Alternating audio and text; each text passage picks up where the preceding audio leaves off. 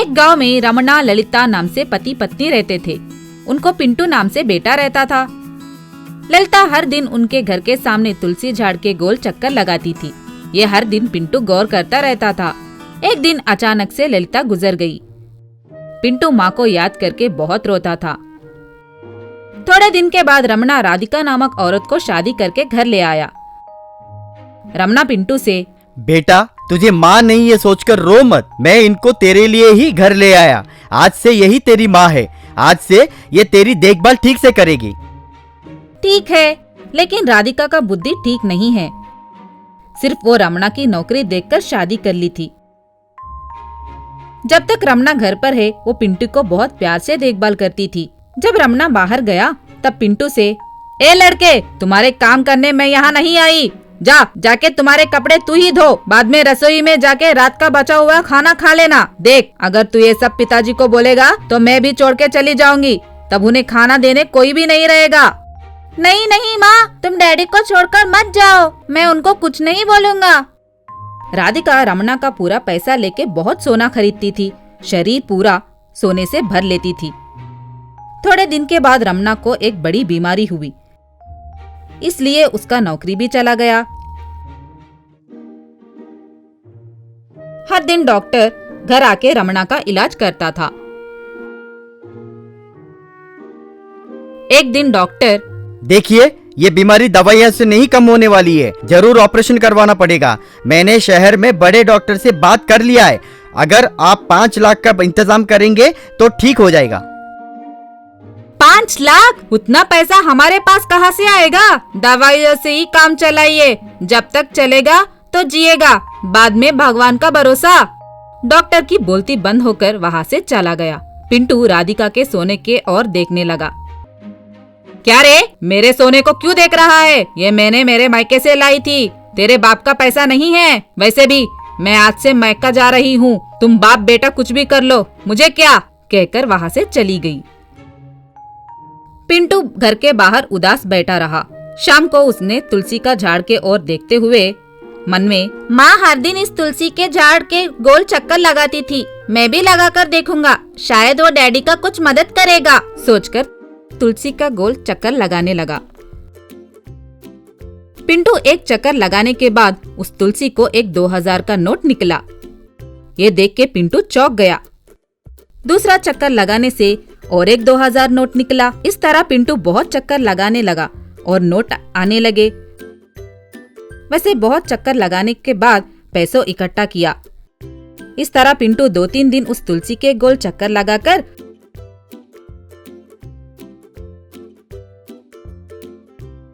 उसके पापा के इलाज के लिए पैसे इकट्ठा किया और डॉक्टर को दिया। जल्दी ही रमना ठीक हो गया।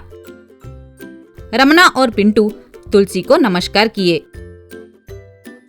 तुम्हारी माँ मरने के बाद भी इस तुलसी के जरिए हमारी मदद कर रही है। इस तरह पिंटू हर दिन तुलसी के गोल चक्कर लगाता था।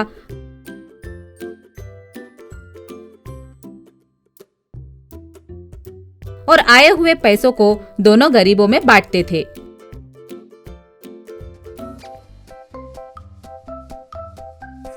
एक दिन राधिका उस तुलसी के पास आकर, आज पूरा रात इस तुलसी के गोल चक्कर लगाकर बहुत पैसे कमाऊंगी, सोचकर चक्कर लगाने लगी।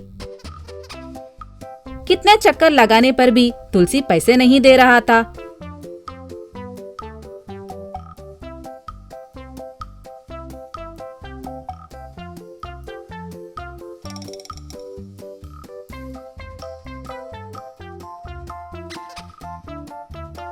उस तरह राधिका सुबह तक चक्कर लगाने लगी। आखिर में गश आके गिर गई। सुबह रमना पिंटू वहां आके राधिका को देखे। पिंटू राधिका के मुंह पर पानी डाल के, मम्मी अगर तुम्हें पैसे चाहिए तो मुझे कहती, ये तुलसी मेरे कहने पर ही पैसे देगा, बोलना कितना पैसा चाहिए, मैं तुम्हारे लिए पूरा दिन चक्कर लगा सकता हूँ। राधिका के आंख में पानी फिर गए। नहीं नहीं बेटा, मैंने पैसों की लालची में इतने अच्छे लोगों का साथ छोड़ दिया, मेरी गलती के लिए जो भी सजा दोगे मुझे मंजूर है। हाँ तो अब तुम घर छोड़ के नहीं जाना चाहिए, हमारे साथ ही रहना चाहिए। राधिका बहुत खुश हुई। तब से वो सब लोग खुश रहने लगे। हर दिन तुलसी को नमस्कार करने लगे। उसका नाम नंद किशोर, वो उस गांव का जमींदार था। उस जमींदार के पास बहुत सारे लॉरी ट्रक्स वगैरह हुआ करते थे, लेकिन उस गांव में उगे फसल को बेचना पड़ा तो पड़ोस के गांव में नाले के रास्ते से जाना पड़ता था, नहीं तो सड़क के रास्ते पे 50 किलोमीटर तक चलना पड़ता था। वहाँ पे रहे किसान और ग्रामवासियों को रोज उस दिक्कत से गुजरना पड़ता था। एक बार एक इंजीनियर उस गांव में आया। वहाँ पे रहा किसान उस इंजीनियर से मिलके, इंजीनियर साहब, पिछले 20 साल से इस नाले के रास्ते से पैदल चलकर पड़ोस के मार्केट में हमारे उगे फसल को बेच रहे हैं। कई बार हमें फसल नुकसान भी होता है। गर्मियों में कटे फसल गर्मी की वजह से सूख जाते हैं, इसलिए यहाँ ब्रिज आने का जैसा बंदोबस्त कीजिए सर। जरूर, कहकर वहाँ से निकल गया। उस दिन शाम को जमींदार इंजीनियर से मिलके, इंजीनियर साहब नमस्कार, सर्वे रिपोर्ट क्या कह रहा है? नमस्कार जमींदार साहब, सर्वे रिपोर्ट ये कह रहा है कि उस नाले के ऊपर अगर ब्रिज बंधवाए तो पूरे ग्रामवासी को लाभ होगा। इंजीनियर बाबू, आपको तो सब कुछ मालूम है, क्योंकि उगे फसल को मैं अपने लॉरी में ले जाकर बेच रहा हूँ, इसलिए मैं इतनी जायदाद और हैसियत कमा पाया हूँ ना। वैसे ही गाँव वालों के फसल भी मैं ही खरीद कर मार्केट में अधिक दाम में बेचता हूँ। अब अगर वो ब्रिज आया तो मुझसे पहले मार्केट में वो लोग चले जाएंगे, इसलिए हम अगर आपस में हाथ मिलाए तो 10 लाख मैं आपको गिफ्ट में दूंगा ना।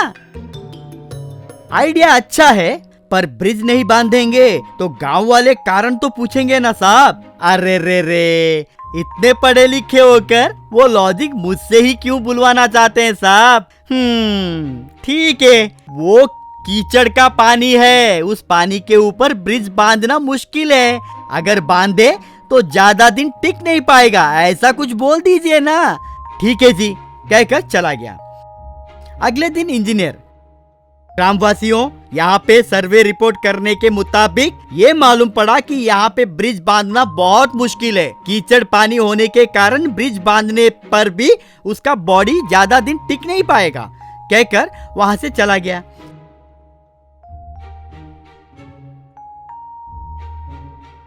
अगले दिन अशोक नाम का युवक शहर से पढ़ाई खत्म करके गांव लौटा।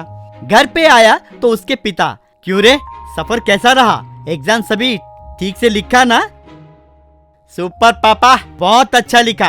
वैसे क्या हुआ पापा? गांव वाले सभी इंजीनियर कोई आया है कहकर बातें कर रहे। वैसे वो इंजीनियर क्या बोला? क्या बोलेंगे, हमेशा की तरह वही जवाब, कीचड़ में पानी है, ब्रिज नहीं टिकेगा। वो क्या पापा, समंदर पे ही ब्रिज बांध रहे हैं, एक छोटे से नाले पे ब्रिज नहीं बांध सकते क्या? आश्चर्य लग रहा है, कहकर अशोक बांस की लकड़ी के ऊपर चलते हुए ब्रिज के पास गया। उस कीचड़ पे बांस की लकड़ी की मदद से चलना शुरू किया। अरे, ये बांस की लकड़ी मेरे वजन को भी संभाल पा रही है, नीचे भी नहीं लग रहा है, सोचकर बाद में अपने पिता की मदद से एक ट्रक पूरा बांस की लोड लेकर आया और उसकी मदद से बैम्बू ब्रिज को बंधवाया।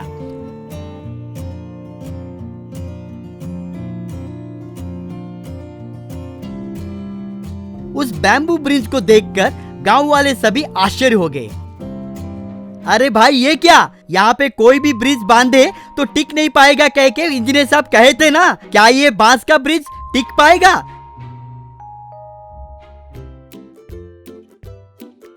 तब अशोक एक लॉरी को लाकर उसके ऊपर चलाया।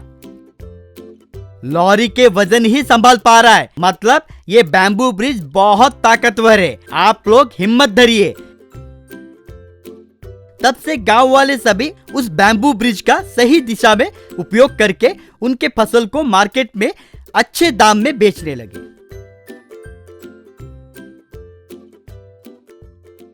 मालेगांव नाम के गांव में एक गवर्नमेंट स्कूल हुआ करता था। वो ब्रिटिशर के जमाने में बना था तो बहुत पुराना हो चुका था। उस स्कूल में पढ़ने कोई बच्चे नहीं आते थे, इसलिए सरकार ने फंड सेक्शन करना बंद कर दिया। एक दिन गंगाराम नाम का मास्टर ये स्कूल में ट्रांसफर होकर आया। वहाँ सब टूटी हुई बेंच, जालों से भरे दीवारें नजर आई। वो देखकर चकित रह गया। उस स्कूल में कई समय से अटेंडर के तौर काम कर रहा बट्टी वहां आया। और सर, क्या आप ही हैं वो नए मास्टर? आपका स्वागत करने के लिए मैं फूलों की माला लाने वाला था, लेकिन मुझे सैलरी मिलकर 6 महीने हो गए हैं, इसलिए नहीं ला पाया। कुछ मत समझिए सर। अरे कोई बात नहीं भाई, वो सब ठीक है, लेकिन ये बताओ कि ये स्कूल इतनी बुरी स्थिति में क्यों है? आखिर बच्चे यहाँ पढ़ाई कैसे करते होंगे? बच्चे, इस स्कूल में चूहे के बच्चे, बिल्ली के बच्चे के अलावा और कोई बच्चे नहीं आते सर। यहाँ कम से कम जरूरी चीजों का इंतजाम तक नहीं हो पा रहा है। दोपहर का खाने का, पढ़ाई करवाने का कोई ढंग का मास्टर तक नहीं है, तो फिर पेरेंट्स अपने बच्चों को यहाँ क्यों भेजेंगे सर? भले ही पैसों की दिक्कत हो रही हो, फिर भी सबने अपने बच्चों को बगल वाले गाँव के प्राइवेट स्कूल में भर्ती करवाए हैं। अब इस स्कूल में आप, मैं और वो देखिए, वो ब्रिटिश काल का स्कूल बस के अलावा और कुछ नहीं है सर। गंगाराम क्या करना है ये सोच में पड़ गया।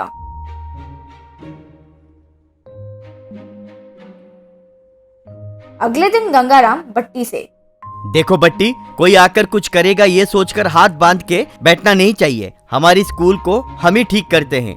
बच्चों को स्कूल में ज्वाइन करवाए, ऐसे कुछ करेंगे, तब इन गांव वालों का प्राइवेट स्कूल फीस भी बचेगा और फिर गवर्नमेंट हमें फंड्स भी सैंक्शन करेगी।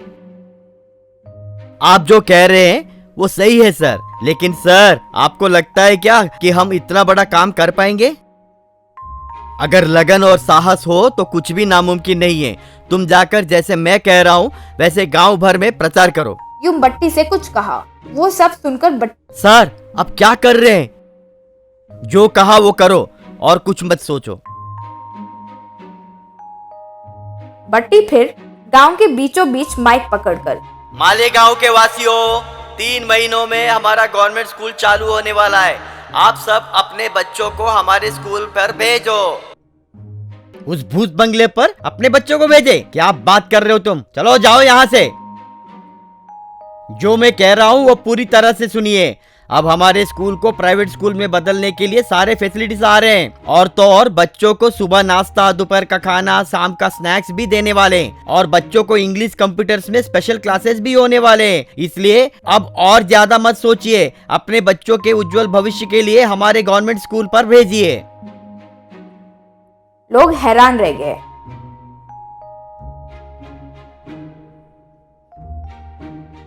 फिर स्कूल लौटा बट्टी। लोगों को जन्नत दिखाया हूँ सर। अगर कुछ गड़बड़ हो गई तो मारेंगे लगता है सर।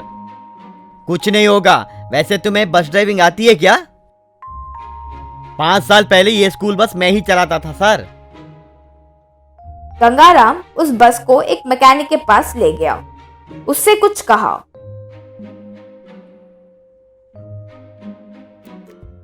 कुछ दिन बाद वो मैकेनिक उस बस को एक रैबिट के रूप में बदल दिया। बट्टी चकित रह गया। इस गांव से 5 किलोमीटर दूर एक फेमस टूरिस्ट प्लेस है ना, आज से हम दोनों इस खरगोश वाले बस को उस टूरिस्ट प्लेस में चलाएंगे। आसपास के गांव से हमारे गांव ट्रिप किया करेंगे। मिले पैसों से हमने जो भी लोगों का वादा किया उसे पूरा करेंगे। बट्टी चकित रह गया। उस दिन से बट्टी जब ड्राइविंग कर रहा था तो गंगाराम, आओ भाई आओ, हमारे खरगोश वाले बस में चढ़िए, सुंदर सा गांव पर सैर लगाइए। Please come and enjoy your ride. वो खरगोश दिखने वाला बस बहुत आकर्षित होने से टूरिस्ट लोग बहुत ज्यादा उसमें बैठने लगे।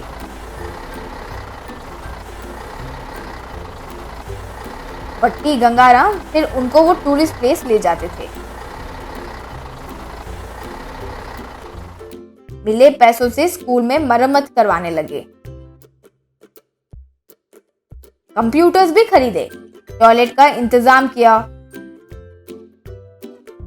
3 महीनों बाद उस खरगोश बस को स्कूल बस में बदल दिया। उस खरगोश वाले बस में बच्चे खुशी से चढ़ते थे। उस सरकारी पाठशाला में फिर बच्चे पढ़ने लगे। कुछ महीनों बाद तो स्कूल में एडमिशन्स भी मिलना मुश्किल हो गया था। ये जानकर सरकार ने उस स्कूल पर काफी फंड सैंक्शन किए। बट्टी को अपनी तनख्वाह के अलावा बोनस भी मिला। बट्टी गंगाराम को शुक्रिया अदा किया। कहा था ना, अगर लगन और साहस हो तो कुछ भी नामुमकिन नहीं है।